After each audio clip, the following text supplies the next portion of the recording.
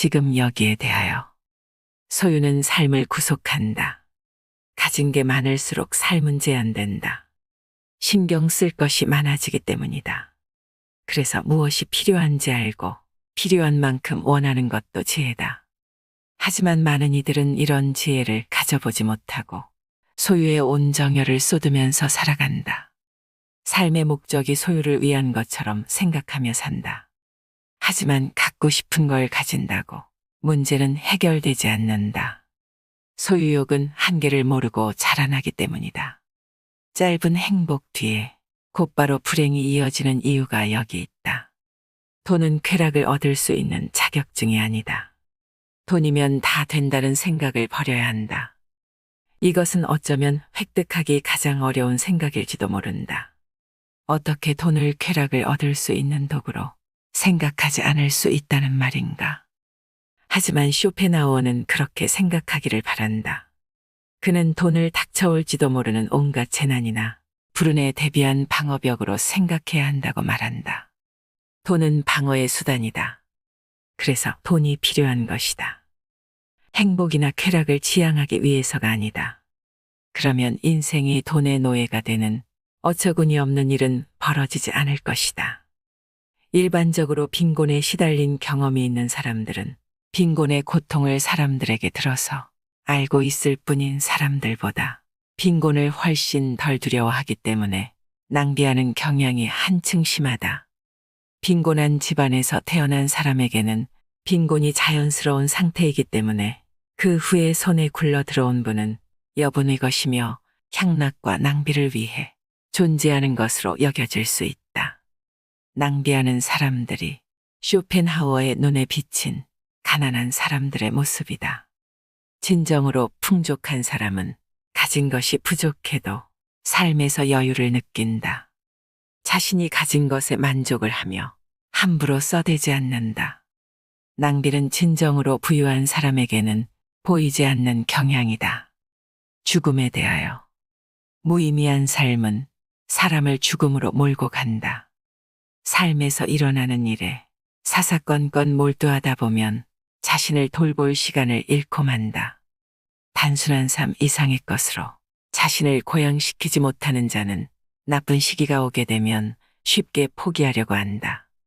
일상의 사건을 지나치게 중시하기 때문에 일상의 변화 속에서 자신의 삶을 포기하고 마는 것이다.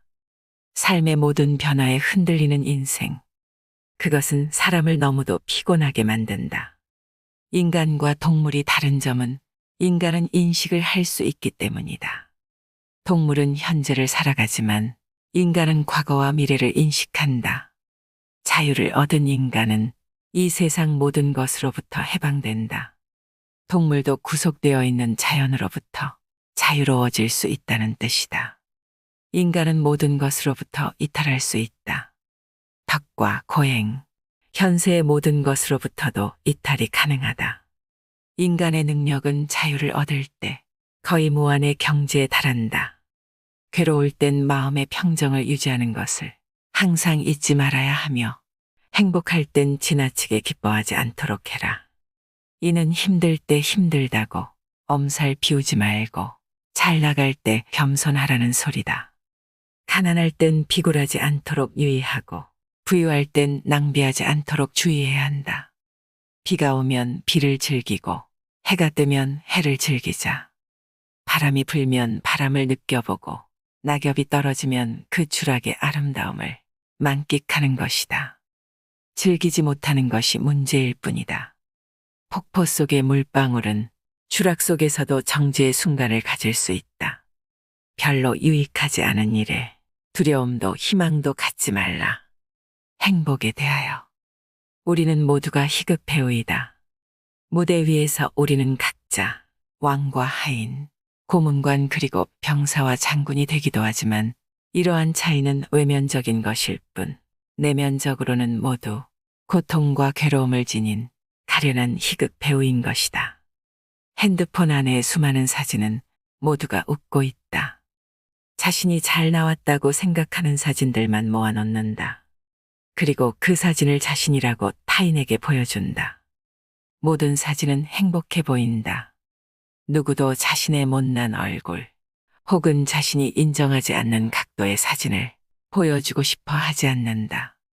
자기 자신은 그런 모습을 인정하고 있지 않는 것이다. 하지만 어디선가 치유의 소리가 들려오면 모두들 그곳으로 얼굴을 돌린다. 자신이 병들어 있어 치유가 필요하다는 것을 스스로 인정하면서 살아가는 것이다. 그래서 웃긴 세계가 아닐 수 없다. 이 웃긴 세상에서 살아가는 사람들은 모두 희극 배우인 셈이다. 행복의 징표는 웃음이다. 행복해지고 싶으면 마음속에는 명랑함을 지녀야 한다. 이 명랑함은 여성의 쾌활함과는 다르다. 명랑함은 의존적이지 않으며 진정한 행복을 드러내주는 외적 표현이다. 명랑함이 없는 삶은 무거운 짐으로 다가온다. 삶을 가볍게 해주는 것은 바로 명랑함이다. 행복은 내적 요인으로 결정되는데 그 내적 요인 중 가장 중요한 것이 명랑함이다. 명랑한 사람들에게는 항상 명랑할 만한 원인이 있다. 그 원인은 그가 명랑하다는 것이다. 명랑한 마음이라는 제보는 어떤 제보로도 대신할 수가 없기에 이에 필적할 것이 없다. 상황이 명랑하지 않을 때라도 명랑할 수 있는 사람이 진짜 명랑한 사람이다. 명랑함의 정도가 곧 그의 행복의 정도가 된다. 많이 웃는 자가 진정으로 행복하고 많이 우는 자가 불행하다. 지극히 당연한 소리인데도 우리는 이 사실을 묵과하고 살아간다. 우울한 인간은 10가지 계획 중에서 9가지가 성공해도 9의 성공을 기뻐하지 않고 하나의 실패에만 화를 내지만 명랑한 인간은 10가지 계획 중 1가지만 성공하고 9개는 실패해도 1가지 성공으로 마음을 달래어 명랑한 기분이 된다. 그런데 우울한 인간들, 즉 항상 사소한 일을 걱정하는 사람들은 쾌활하고 무사태평한 성격의 사람들에 비해 상상 이상의 재난이나 고뇌를 많이 경험하지만 현실적인 재난이나 고뇌를 겪는 일은 오히려 적다. 앞서 말한 우울한 인간과 모든 일을 비관적으로 보고 항상 최악의 상황을 고려하여 적당한 대비책을 강구하는 인간은 다르다. 부정적인 생각을 하면서도 적당한 대비책을 강구하는 인간은 예기치 않은 변화에 잘 대응할 수 있다. 세상을 비관적으로 바라보는 시선과 세상을 우울하게 바라보는 시선은 엄연한 차이가 있기 때문에 이 차이를 잘 이해하고 인식해야 염세주의에 대한 오해를 하지 않을 수 있다. 쇼펜하우어는 칭찬을 듣고 기뻐하는 것을 참으로 이해할 수 없는 일로 간주한다. 본질적인 행복은 남의 칭찬으로 실현되는 것이 아니다. 진정한 자유인은 남의 칭찬 따위에는 영향을 받지 않는다. 칭찬은 오히려 구속이며 자유는 모든 구속을 지향한다. 행복은 칭찬을 들으려는 마음을 버릴 때 비로소 가능해진다.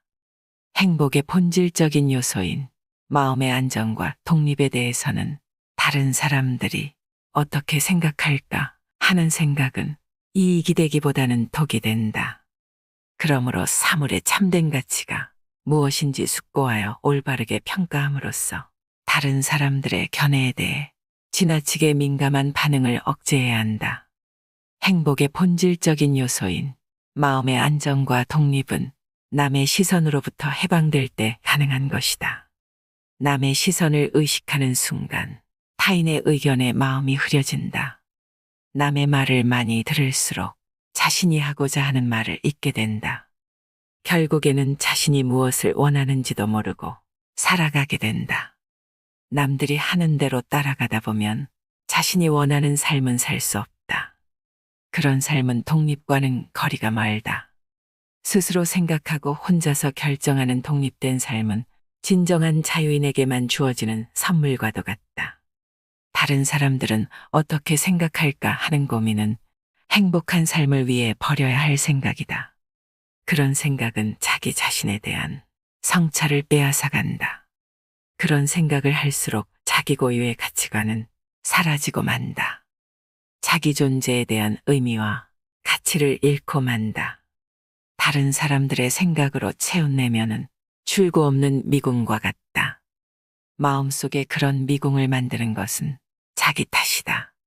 칸트의 말을 빌리면 미성숙한 인간이다. 고통에 대하여 인간은 어느 누구와도 친구나 애인과도 완전히 융합할 수 없으며 오직 자기 자신과만 완전히 융합할 수 있다. 개성과 성품의 차이로 인해 필연적으로 부조화가 일어나기 때문이다. 따라서 마음의 근본적인 참된 평화, 즉 건강 못지않게 소중한 마음의 평정은 오직 고독 속에서만 가능하다. 젊은 시절부터 고독만이 참된 행복과 마음의 평화를 가져다 준다는 사실을 이해하고 고독을 사랑하는 것을 배우는 것이 무엇보다 중요한 일이다. 사람은 다 제각각이다. 그래서 불편하다. 개성과 성품의 차이로 인해 필연적으로 부조화가 일어나기 때문이다.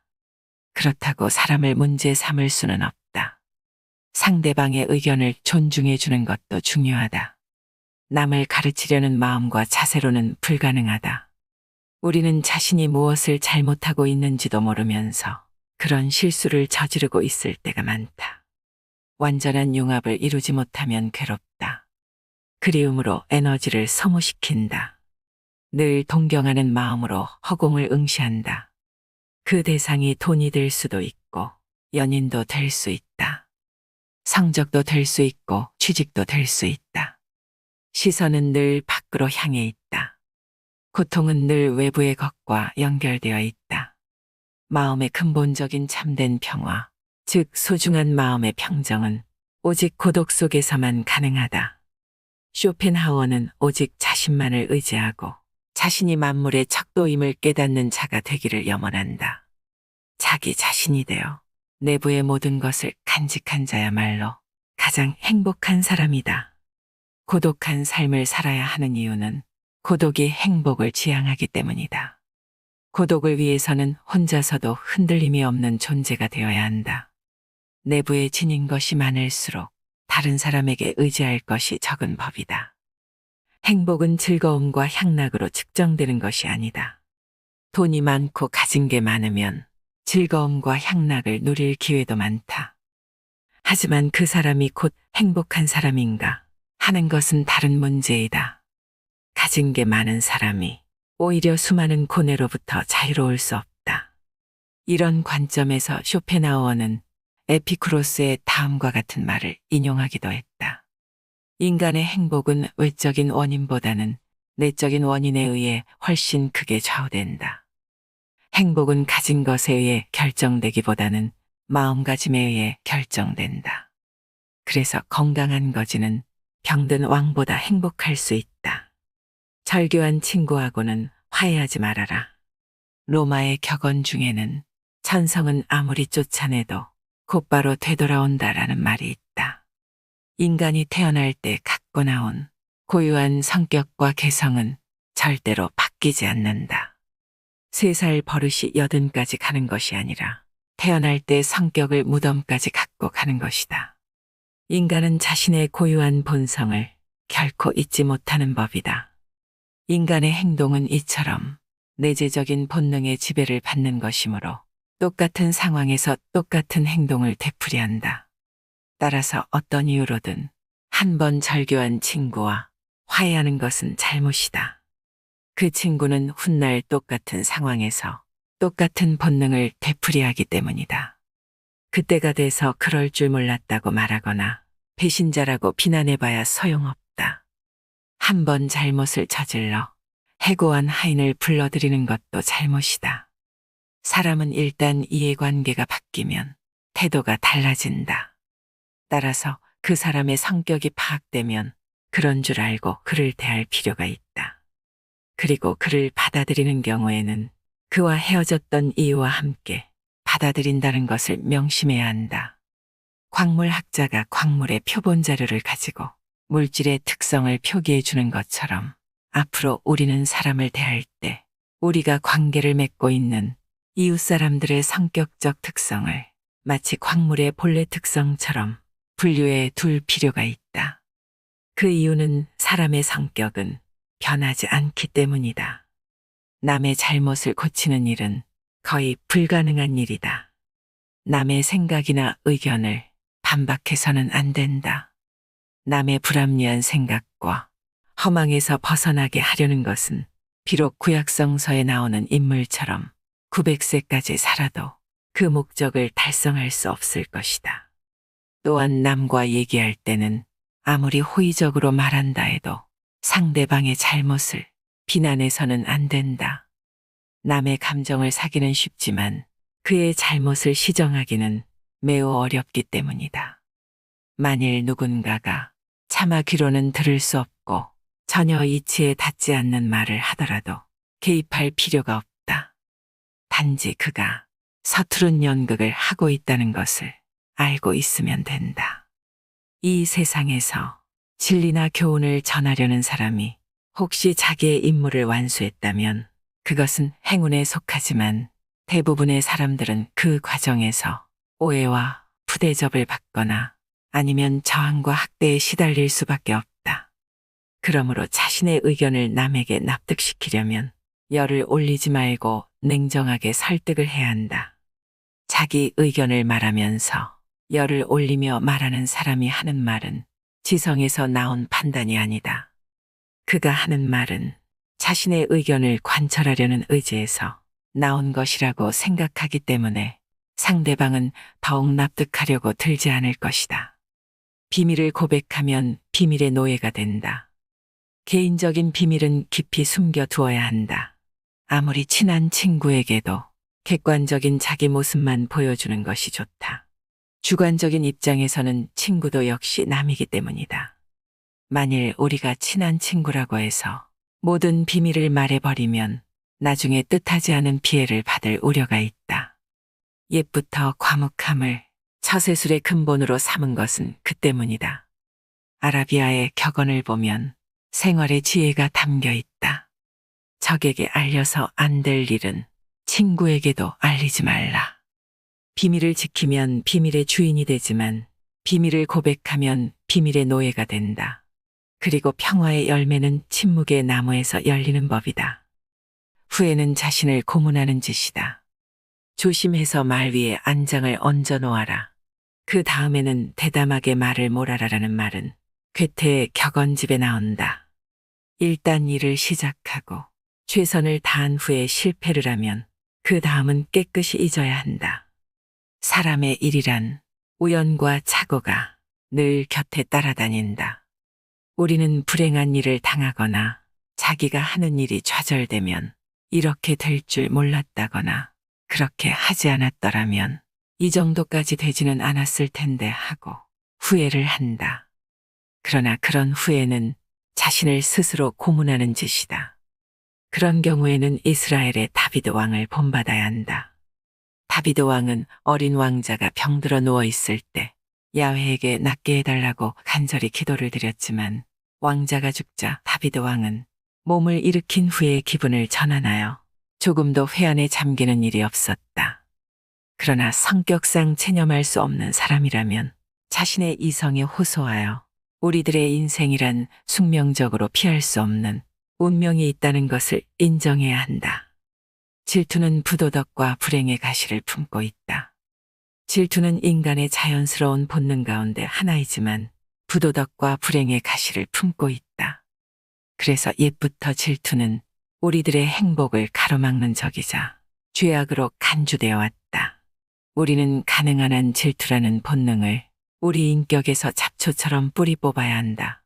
세네카는 자신의 소유에 만족하고 이를 즐기려면 남들과 비교하지 말라고 했으며 자기보다 더 잘 살고 더 많이 가진 자를 부러워하고 배 아파하는 사람은 결코 행복할 수 없다고 말하면서 행복하려면 자기보다 못한 자가 얼마나 많은가를 생각하라고 충고했다.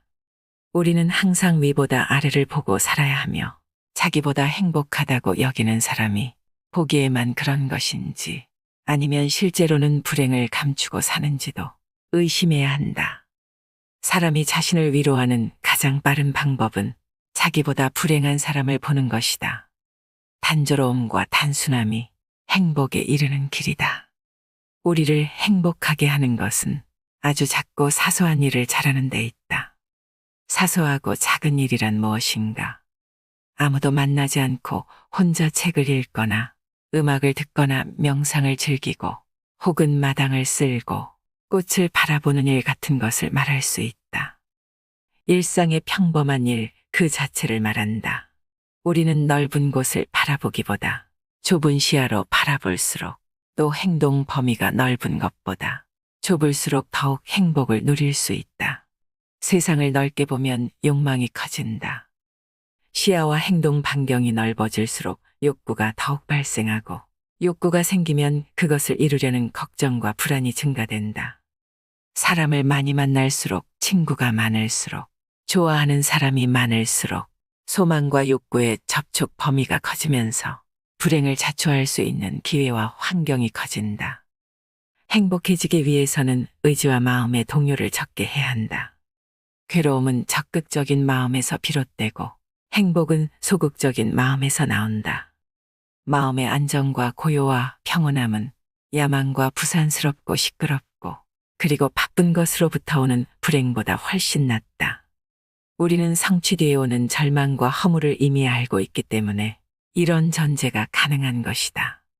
작가와 화가 그리고 음악가들이 예술 작품을 창작하면서 행복을 묘사할 때 전원적이고 목가적인 자연 풍경과 고요함과 아름다움을 그리는 것을 보면 인간의 행복이 어디서 오는 것인지 잘 알 수 있다.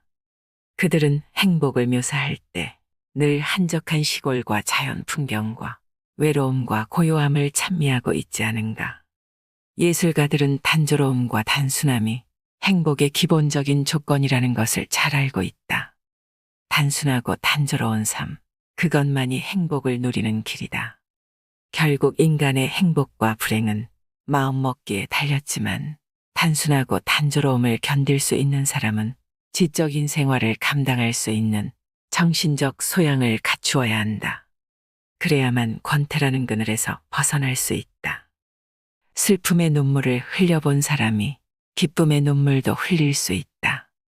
인간은 고통을 느끼지만 고통이 없다는 것은 느끼지 못한다. 또 걱정은 하지만 걱정이 없다는 것은 못 느낀다. 두려움은 느끼지만 안전은 못 느끼며 갈증이나 욕망, 희망은 느끼지만 그것을 손에 쥐게 되면 금세 흥미를 잃는다. 심한 갈증으로 허겁지겁 물을 마신 후에 남은 물은 버리는 것처럼 욕망도 충족되면 손에서 놓는다. 인생에서 중요한 세 가지 선이라고 할 수 있는 건강과 젊음과 자유조차도 그것을 누리고 있는 동안에는 전혀 느낄 수 없다. 아프지 않은데 병원에 가는 사람이 어디 있으며 젊음은 너무 당연한 얘기고 자유로울 때는 자유 그 자체가 없다. 그러나 경범죄로 파출소 철창에 들어가는 순간 자유가 얼마나 소중한가를 즉시 느끼게 된다. 인간은 행복할 때는 자신이 행복하다는 것을 느끼지 못하지만 불행해져야만 그때가 행복했다는 것을 깨닫는다. 그렇다면 내게 현재의 행복이란 없고 행복은 과거의 기억으로만 존재한다는 얘기다. 향락과 쾌락에 대한 실감도 그것이 강할수록 감퇴되며 습관이 되면 없는 것과 똑같아진다. 그러다가 쾌락의 습관조차 끝나면 괴로움만 남게 된다. 권태는 시간을 느리게 만들고 쾌락은 시간 관념조차 없애버린다. 그렇다면 우리는 이런 결론에 도달할 수가 있다. 물이 나를 살리고 있다는 것을 깨닫기 위해서는 극단의 갈증이 필요한 것처럼 고통스러운 병고는 건강의 중요성을 깨닫게 해주고 늙었다는 것은 젊음의 소중함을 일깨워주고 극단의 구속은 자유의 소중함을 알려준다는 것이다. 그렇다면 우리가 지금까지 그토록 싫어하고 피해왔던 불행들이란 행복을 느끼기 위해 반드시 필요한 필수 조건이라는 것이다. 죽음 직전에 살아나야만 삶의 기쁨을 가장 크게 맛볼 수 있다면 우리는 모든 불행과 고통을 어찌 마다할 수가 있겠는가. 향락은 욕망을 달래는 도구에 불과한 것. 사람들은 청년기를 인생에서 가장 행복한 시기로 여기고 노년기는 비극의 시기로 보는 경향이 많다. 만일 인생에서 행복을 격동과 감동으로만 본다면 그 말이 맞을지도 모른다. 하지만 청년기에는 그 격동과 감동에 의해 기쁨보다는 고통에 더 많이 시달린다. 그러나 노년기에는 격렬한 감동은 가라앉아 있고 청년기에 그토록 감격적인 일들도 명상적인 색채를 띠며 다가온다. 그 이유는 노년기에는 인식이 자유롭기 때문이다. 인식 그 자체에는 고통이 없다.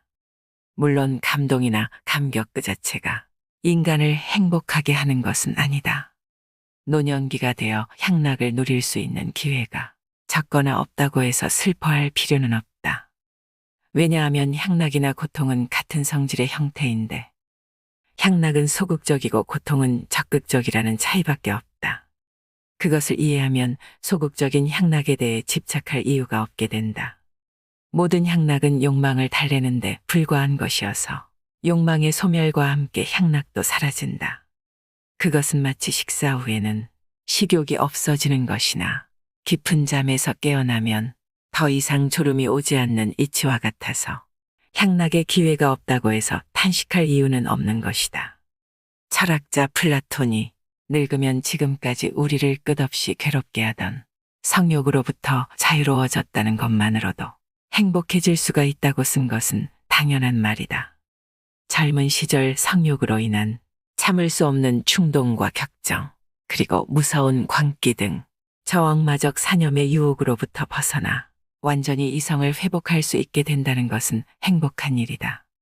물론 청년기에는 그런 폭풍 같은 긴장의 시간들이며 우울함이나 피해가 깃들어 있어야 하고 노년기에는 평온하고 쾌활한 기분이 있어야 한다.